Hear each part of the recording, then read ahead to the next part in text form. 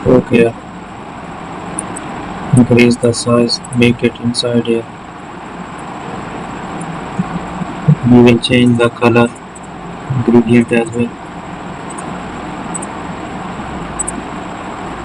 I will make it okay. Generate the designs here.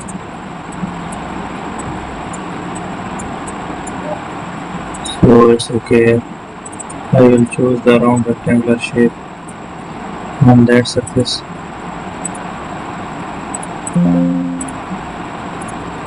So there is a design. Use the eraser tool. So that's it. I will make a structure here. Let's generate the designs. Explore the options to make it more attractive.